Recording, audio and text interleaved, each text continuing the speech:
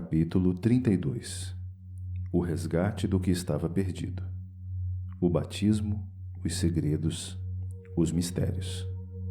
Uma semana depois da partida de Antoine, uma multidão de pedreiros, de vidraceiros, de carpinteiros, de tecelões, de ferreiros, tentava em vão lotar a área em frente à abside da catedral, onde estava se realizando duas importantes cerimônias ministradas pelo padre Gustave.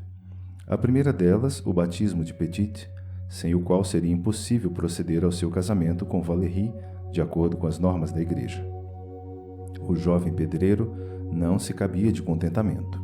Logo que Gustave completou toda a ritualística, Petit surpreendeu a todos com estas palavras: Padre Gustave, meus irmãos e meus amigos, agora que fui batizado de acordo com todos os princípios da Santa Madre Igreja e na honrosa presença de todos vocês e de minha querida Valérie, gostaria de anunciar uma decisão que tomei e que nem mesmo minha noiva sabe. Todos se entreolharam e ficaram na expectativa de Petit revelar sua tão guardada decisão. Com esse batizado, não há mais razão para que continue me chamando por meu pejorativo apelido de Petit. Um burburinho espalhou-se por todos os presentes, não poupando nem os clérigos. Todos, em espanto, voltaram ao mais profundo silêncio quando o recém-batizado voltou a falar. Eu escolhi um nome para mim. Petit era meu nome de criança. Criei-me sozinho na floresta como um verdadeiro selvagem, como o filho de uma loba. Mas isso ficou perdido no meu passado. Hoje, graças ao mestre Elion e a todos vocês a quem devo minha vida, transformei-me em um verdadeiro homem, livre e de bons costumes. Obrigado, Elion, meu mestre, meu pai. Obrigado a todos vocês, meus irmãos. A partir de agora, quero ser reconhecido apenas pelo meu novo nome, Émile. Em meio à belíssima catedral, uma efusiva salva de palmas completou o inesquecível batismo de Émile e o seu emocionante casamento com Valérie. A guilda dos pedreiros livres em Reims estava em festa. Muitos goles de vinho e pedaços de assados depois, mestre Elion, refestelado em sua cadeira de balanço, tentava descansar após um dia repleto de emoções. Porém, teve que interromper o sono dos justos quando o padre Gustave o procurou pouco antes do anoitecer. Respeitável mestre Elion, vim para me despedir. Parto amanhã antes do nascer do sol com destino a Paris. Não poderia deixar Reims sem antes lhe agradecer por todos estes anos de intenso convívio, aprendendo a conhecê-lo e a respeitá-lo como um pai. Mas não sou a única pessoa, além de suas 3 filhas, que o reconhece como tal. Aprendi que um mestre dos arcos, dedicado como o senhor inexoravelmente, torna-se um pai para todos em sua guilda. Ora, Gustave, você é muito bondoso, só isso. Confesso que falta em mim algo que o senhor tem em demasia. O que poderia um rude pedreiro como eu ter mais que um brilhante e vocacionado clérigo como você, Gustave? O senhor possui aquilo que mais carece no caráter dos homens, a coragem, sabiamente usada para alcançar a plenitude de ser livre. E isso, devo confessar-lhe, causa-me profunda admiração e também inveja, porém nem um pouco perniciosa, tranquilize-se. Fitando o mestre arquiteto, com os olhos cheios d'água, Gustave gaguejou. Mestre Elion, estou de partida, mas o meu sonho seria permanecer em Reims. Orgulhe-se de sua partida, Gustave. Seu trabalho está sendo reconhecido muito além de nossa cidade. Depois de alguns instantes de silêncio, Elion completou. Mas devo admitir que sua viagem muito me entristece. É amarga a sensação de um pai ao ver seu filho partir. Ao ouvir isso, as lágrimas que tentavam se equilibrar nas pálpebras de Gustave despencaram, ungindo seu rosto e a gola de suas vestes. Tão puras como óleo sagrado, suas lágrimas não provinham apenas da despedida entre um pai e um filho, nem da angústia da partida de Reims e tampouco da expectativa em descobrir o que o destino lhe reservara em Paris. Gustave trazia no coração, fiel e penitente a Deus, uma corrosiva amargura provocada por sua mente, incontrolavelmente perspicaz, curiosa e investigativa. O semblante sereno do clérigo ocultava com extrema competência o embate que sua fé e sua razão deflagravam, já há muitos anos em seu íntimo. Mestre Elion, antes de partir, preciso confessar-lhe coisas que há tempos me desconcentram durante o trabalho. Elas impiedosamente tiram-me o sono e, desprovido de qualquer contrição, deformam as bases do meu pensamento e da minha fé. Gustav, o padre aqui é você. Eu é que teria inúmeras coisas a confessar. Em que um pedreiro cheio de calos nas mãos como eu poderia ajudá-lo? O senhor é modesto, como todo verdadeiro sábio o é. Todos esses anos tive o privilégio de desfrutar de sua companhia e de aprender centenas de coisas, muitas das quais jamais aprenderia enclausurado em um mosteiro. Valores que jamais meus superiores tiveram a capacidade e a generosidade de partilhar com seus noviços, como o senhor assim o faz, diariamente, com seus companheiros e com seus aprendizes. De que está falando? Falo da sua inteligência nata, desprovida de arrogância, da cultura que soube humilde e persistentemente adquirir sem nunca se tornar vaidoso, da sua mente racional e prodigiosa, mas sobretudo justa, de seu coração generoso e benevolente, porém cauteloso e iniludível, da sua fé inabalável, contagiante e impulsionadora, longe de ser cega e fanática. Talvez nem mesmo perceba, mas o Senhor ensina diariamente a todos os seus pedreiros o poder esclarecedor e norteador da razão. Isso ocorre ao instruí-los nos mistérios da geometria, ao ajudá-los a enfrentar suas fraquezas e suas ignorâncias, e ao procurar organizar sua guilda como uma grande família. Assim que aceitou dividir assento à mesa com Helion, Gustav continuou. Eu trazia uma infinidade de medos e de incertezas quando cheguei a Reims. O senhor, sem perceber, ensinou-me que questionar respeitosamente a fé, perquirir documentos sagrados, ir buscar conclusões outras, não aquelas que doutrinariamente nos são impostas, aprender a ouvir a voz do coração e a da nossa intuição não são necessariamente transgressões morais ou religiosas. Eu lhe ensinei isso tudo? Quando? Aprendi a observá-la em seu trabalho, em suas ações, em suas palavras. Você está trêmulo, Gustav. O que tanto o preocupa? Vou lhe contar tudo. Mestre Helion, sou crente a Deus e leal sectário do cristianismo por pura vocação. Sempre aceitei sem parcimônia tudo o que a doutrina cristã me revelou, mas justamente nesse ponto o destino foi-me irônico. Por minha aptidão em manipular penas e delicados pincéis, aliada aos meus conhecimentos de grego e de latim, fui incumbido de ocupar um lugar entre os principais copistas da abadia de Cluny. Isso me permitiu ter contato com documentos antigos, com pergaminhos, com livros de grandes pensadores, com filósofos, com matemáticos, com geômetras, com astrônomos e com muitos teólogos que nem imaginava terem existido. Percorri um conjunto enorme de obras que representam todo o esplendor da genialidade humana, trancafiadas em baús depositadas aleatoriamente em prateleiras empoeiradas, maculadas por bolor e umedecidas por urina de ratos. Mas o pior fado, todas essas obras são consideradas heréticas, pecaminosas, capazes de contagiar e de corromper o espírito e a fé das pessoas. Desculpe-me, mestre Helion, mas o senhor é a única pessoa em quem confio. Preciso desabafar sobre o que tem feito minha alma arder como se condenado fosse às fogueiras da Inquisição. Prossiga, Gustav. Sempre fui possuidor de inteligência e, sobretudo, de curiosidade, bem acima da média de meus irmãos monges e de meus superiores. Senso crítico também. Pois bem, há anos leio obras perdidas e proibidas, consideradas verdadeiras afrontas aos ditames do Antigo e do Novo Testamento. Mestre Helion, diariamente a vida real me faz indagações, coloca à prova minha fé e minha capacidade de entender e de ajudar meus semelhantes. Frente a esses desafios, procuro sistematicamente por respostas nos livros que a Santa Madre Igreja considera sagrados. Pois bem, meu querido mestre, por muitas vezes não as achei onde sempre me ensinaram que estariam.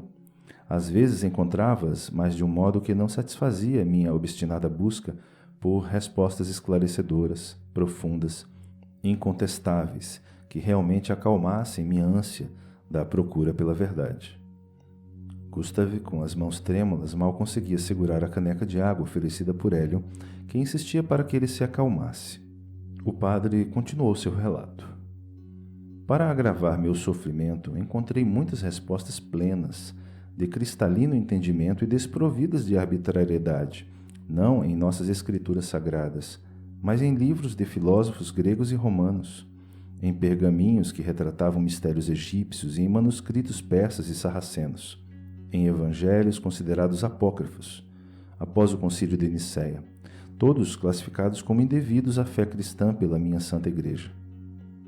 Como essas obras foram parar em Cluny? Perguntou Hélio. Lembra-se de quando lhe falei sobre a destruição da Academia de Platão, o Liceu de Aristóteles e a ilha de Philae pelas tropas do imperador Justiniano? Sim, e você nos disse que tudo isso foi feito a pedido de Bento de Núrcia, que recém fundara a Ordem dos Beneditinos. Exatamente, mestre Hélio. Parte de todo esse imaginável acervo permanece enclausurado em verdadeiras masmorras, como se fossem vícios, perversões. Digo-lhe mais, há ainda centenas de pergaminhos antiquíssimos, provindos da Biblioteca de Alexandria, a maior do mundo antigo, que foi destruída pelos cristãos a mando de Teófilo, patriarca da Igreja, no ano de 391 de Nosso Senhor. O que há de errado nesses livros? Mestre Hélio, que Deus me perdoe, mas não consigo enxergar pecado nesses livros. E se realmente a leitura dessas obras forem um vício, um deslize da fé, tenho que confessar, meu querido mestre arquiteto, que minha alma se encontra totalmente em poder do diabo. Acalme-se, Gustav, longe disso. Não conheço ninguém que mais se dedique a todos os dogmas cristãos e os respeite como você. Não misture as coisas. Este é o momento exato de usar a maior dádiva que o Criador dedicou a nós, seres humanos, a razão. O senhor quer saber como essas obras foram parar nas abadias e nos mosteiros? Foram levadas pela intolerância, pela ignorância, pela vaidade e pela ganância de poderosos clericais e de seculares. Para alguns, não há lugar neste mundo para mais de uma verdade, mesmo que ela não seja suficiente para iluminar plenamente o caminho de nossa redenção.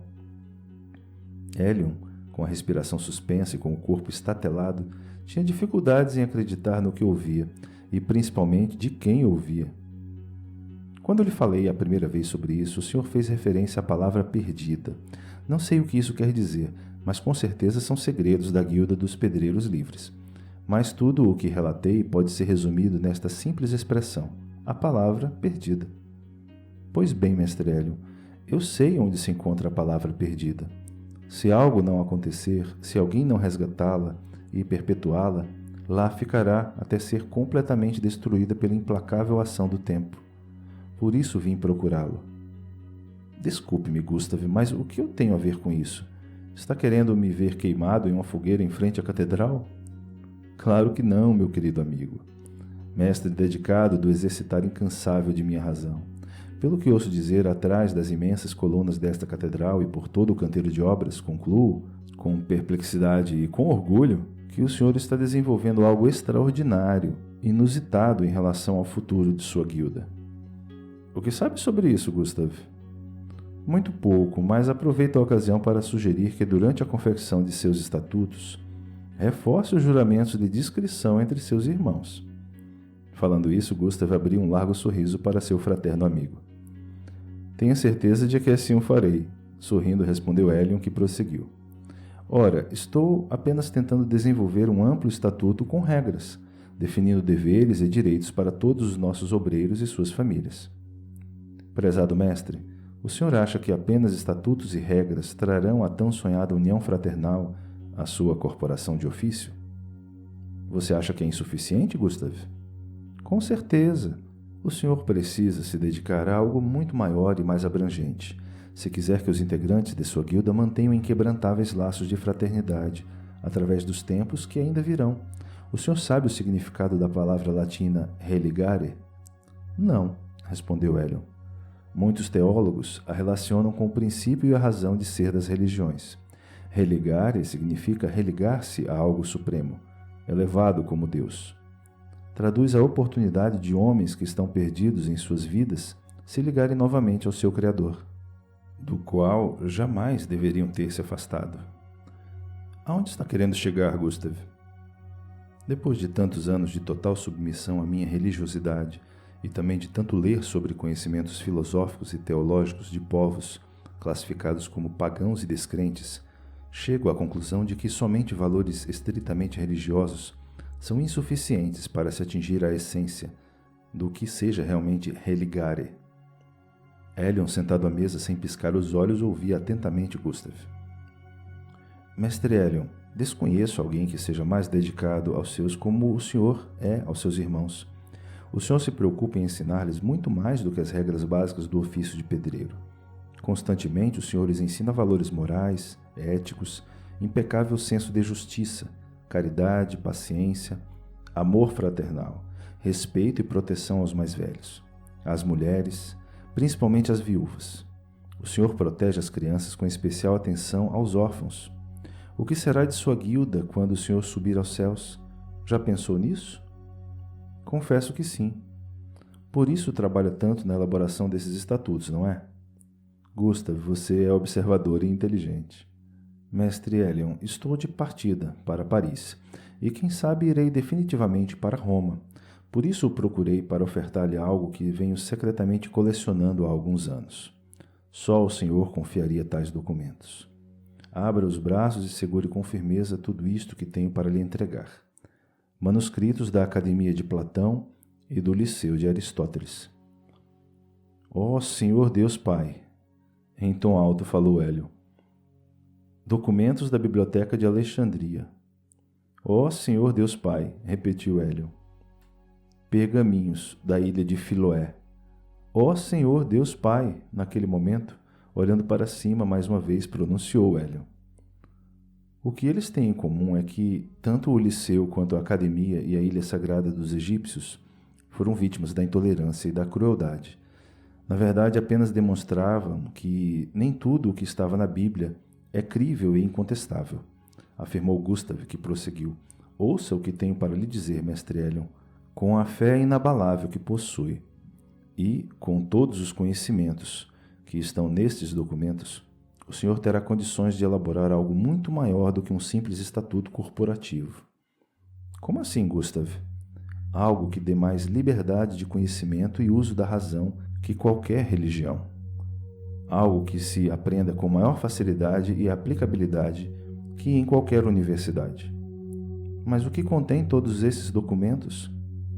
Olhe só o que temos aqui. Abra com cuidado esse pergaminho. Veja, é obra de Xenófanes, um filósofo grego que viveu 570 anos antes de Cristo. Ele fazia a contundente indagação: se realmente as pessoas criaram as imagens dos deuses à sua própria semelhança, os deuses dos africanos seriam negros? Os dos tracianos seriam ruivos? E como seriam os deuses dos cavalos e das vacas se eles soubessem pintar? Ao acabar de escutar tal especulação, Elion chegou a afastar sua cadeira da mesa onde conversavam. Acalme-se, mestre Elion, é só um exercício para o pensamento. Tentou tranquilizá-lo Gustav. Estou espantado. O senhor ainda não viu nada. Leia sobre os filósofos de Mileto como Tales, Anaximandro e Anaxímenes, que na mesma época indagavam sobre a água ou mesmo o ar serem a origem de todas as coisas. Mas isso é uma grave heresia? Mas faz sentido, não é? Eles também lançavam questionamentos sobre as dimensões do universo, estudando o infinitamente grande e o infinitamente pequeno. O que mais você tem aí? Em tom baixo, quase sussurrando, perguntou Elion. Os meus prediletos, os filósofos de Éfeso. Heráclito desenvolveu inúmeros questionamentos sobre o equilíbrio das forças opostas, regendo a harmonia do universo. A dualidade, por exemplo, o bem e o mal, o frio e o quente, a luz e as trevas, as virtudes e os vícios. Dizia com grande sabedoria e humildade que a filosofia não se dirige diretamente ao mundo, mas chega a ele por meio da constante indagação da alma. Nunca ouvi coisas como essa saírem da boca de um padre. E com certeza nunca as ouvirá, porque, como o senhor disse, são palavras perdidas, ou talvez proibidas. Já ouvi o senhor dizer que uma simples coluna ou uma imensa catedral devem ser construídas para que eternamente resistam às 4 maiores forças da natureza. É verdade, vivo repetindo isso todos os dias no canteiro de obras. Então o senhor vai se empolgar com Empédocles. Ele afirmava que tudo que é real depende da interação dos 4 elementos: a terra, o ar, a água e o fogo. Ouça o que Anaxágoras ousou dizer já naquela época. O sol não é um deus. A matéria da terra é a matéria universal. A lua não tem luz própria. defendia enfaticamente que o único instrumento de estudos que pode conduzir o homem à verdade é a razão. Elion, quase sem respirar, continuou a ouvir Gustav. Esse e outros pergaminhos, repletos de desenhos, refere-se a Demócrito, que viveu 460 anos antes de Cristo. Ele defendia que tudo no universo é composto de partículas indivisíveis, as quais chamou de átomos. Não admitia uma força superior regente do universo. Acreditava somente em combinações infinitas dos átomos, dando origem a tudo. Ainda bem que ele não conheceu Rafael B., lembrou Hélio. Com certeza não escaparia de sua crueldade, concordou Gustav. Os dois amigos trocaram um discreto sorriso e prosseguiram. Mestre Hélio, o senhor com certeza conhece o grande matemático e geômetra Pitágoras. Claro que sim. Lembro-me dele toda vez que traço um ângulo de 90 graus nas milhares de interseções de retas perpendiculares desta imensa catedral. O que sabe dele é muito pouco. Leia esses pergaminhos e descobrirá que Pitágoras defendia que os números eram o princípio de todas as coisas, que a música nada mais é do que a harmonia dos números, que por sua vez regem harmonicamente todo o universo. O senhor sabia que Pitágoras e seus discípulos realizavam reuniões secretas em que nada se escrevia? Que tinham um complexo rito de passagem para quem quisesse e, sobretudo, tivesse méritos intelectuais e morais para fazerem parte de sua escola? Que aos recém-iniciados jamais era facultado o direito de falar, pois ali estavam apenas para ouvir? Não tinha ideia sobre isso, respondeu Hélio. Segure com cuidado este extenso pergaminho. Tenho certeza de que lhe será muito útil. Do que se trata? É um longo poema do grande filósofo Parmênides, chamado Da Natureza. Ele retrata a longa e árdua jornada de um viajante em direção à verdade. A partida dele é realizada da casa da noite, que é o símbolo da escuridão em que vive o homem, que se deixa levar somente por seus sentidos e suas paixões. Ele inicia uma longa viagem cheia de obstáculos em direção à luz, a qual termina nas portas de um magnífico templo, onde só será admitido após vencer uma série de provas repletas de dificuldades. Por fim, é recebido por uma deusa que lhe explica sobre a redonda verdade, ou seja, para Parmênides, o símbolo maior da verdade absoluta é a esfera. É lógico, de qualquer lado que se olhe será sempre igual, respondeu-lhe Hélion. Perfeito, mestre Hélion. A verdade absoluta jamais se modificará, independente do ponto em que seja vista. Parmênides faz uma indagação intrigante. Real é o que é constatável pelos sentidos ou o que é demonstrável pela razão? E também uma afirmação instigante. A razão, não o olho, vê o real. É mais que instigante, chega a ser perturbadora, comentou Hélion. Além de todos esses filósofos gregos mais antigos, tenho aqui material sobre Sócrates, Platão e Aristóteles. É imprescindível que o senhor leia A República e O Mito da Caverna. Reflita sobre Conhece-te a ti mesmo e descubra uma forma de transmitir esse pressuposto fundamental aos seus obreiros. Aproveitando a ausência de Claire e do restante da família que estavam na nova casa de Émile e Valérie, Gustav abriu sobre a pequena mesa outra série de documentos. Esses outros pergaminhos são oriundos da Biblioteca de Alexandria, a maior de todas do mundo antigo. Há anotações retiradas de documentos sobre Zoroastro, Mitra, Hermes de Trimegisto e sua tábua esmeraldina. Da ilha de Philae há inúmeros pergaminhos sobre Osíris, Íris e o filho Horus. Todos são símbolos do infinito e imprescindível trabalho civilizador que os homens livres devem exercer em prol de seus semelhantes e na constante busca pela verdade. Veja, mestre Hélion, existem documentos mais recentes. Esse é um poema intitulado A Imagem do Mundo, de autoria do clérigo Gautier de Metz, em 1246. Preste bem atenção nesta ilustração. Se dois homens partirem de um mesmo ponto, um para o ocidente e outro para o oriente, eles se encontrarão do lado oposto, provando assim que o mundo é redondo e não plano como supomos que seja. Édrion! Por favor, mestre Hélion, conto com sua discrição. Pode confiar em mim. Para tirar suas próprias conclusões de tudo o que acabo de dizer, eu lhe traduzi integralmente um exemplar completo da Bíblia Sagrada, com o Antigo e o Novo Testamento. Veja, não está em latim clerical, muito menos em grego. Meu Deus, está na língua dos francos? Exatamente, mestre Helion. Existem poucas como esta em todo este continente. Olhe estas iluminuras que copiei da Bíblia Moralizante e do Codex Vindobenensis. Como são bonitas! O mais importante é o que representam. É o que estou pensando, Gustav? Exatamente, Helion. Deus como o construtor do mundo. Veja os detalhes. Com o compasso, ele tenta dar forma ao mundo representado por essa massa disforme. Olhe atentamente. Deus já criou a Lua e o Sol orbitando em torno do que será o nosso planeta. Fico emocionado em ver essas iluminuras. Que elas lhe tragam inspiração quando trabalhar nos estatutos de sua guilda. Perante tudo isso que você acabou de me dizer, fiquei curioso sobre um detalhe, disse o mestre pedreiro. O que seria, Helion? Durante anos acompanho seu trabalho com as crianças e sempre me surpreendi com as belíssimas histórias que você conta envolvendo os bichos e a natureza, sempre carregados de um profundo ensinamento moral. De onde vem tanta inspiração? Isso é um grande segredo. Caiu em minhas mãos uma obra de Demétrio de Faleros, um intelectual grego que viveu no século IV a.C. e foi um dos fundadores da Biblioteca de Alexandria. Esse livro é uma coletânea das fábulas de Esopo, que teria vivido 3 séculos antes. Ainda há dúvidas sobre a veracidade da existência de Esopo. Talvez seja apenas uma lenda. Helion, com todos aqueles pergaminhos sobre sua mesa, olhou diretamente aos olhos do aflito padre e perguntou: Mas, Gustav, explique-me, por que me trouxe todos esses documentos? Mestre Helion, estou de partida.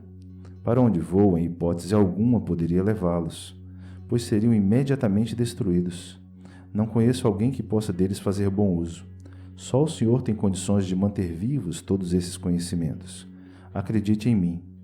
Só o Senhor e sua guilda podem ser os fiéis depositários de todas essas palavras que estavam perdidas.